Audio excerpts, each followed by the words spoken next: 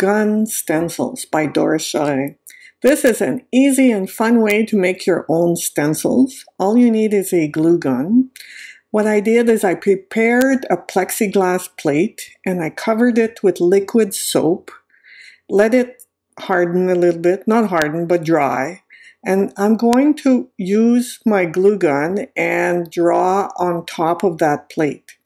The soap is to allow the glue gun glue to come off easily. I haven't a plan here, so what I did is I'm just going to draw some marks and see what happens.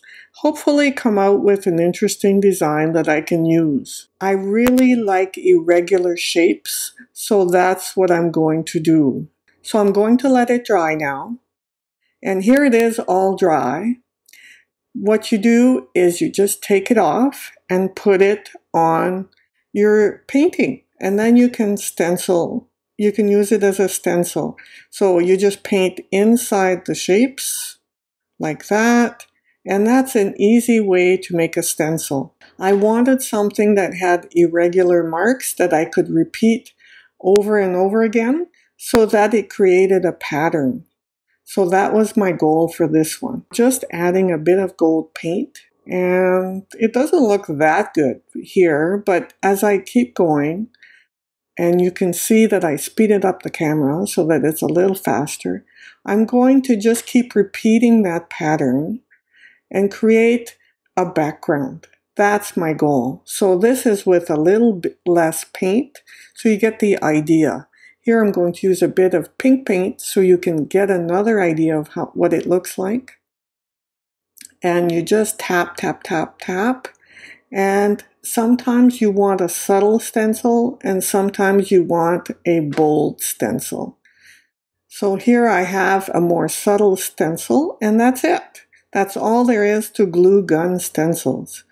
I really don't like that one, so I'm going to just paint over it and add a little more paint. So I'm going to dab and add and make it look more interesting.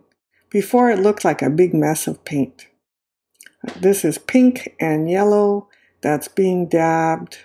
And let's see if I get something a little more interesting than what I had before. The variation between the pink and the yellow make it sit a little more interesting than what I had before. This is a test piece for a future painting. Now, isn't that better? That's a lot better painting or stencil look than what I had before. So that's it for that painting, but I'm going to add this same stencil to this painting.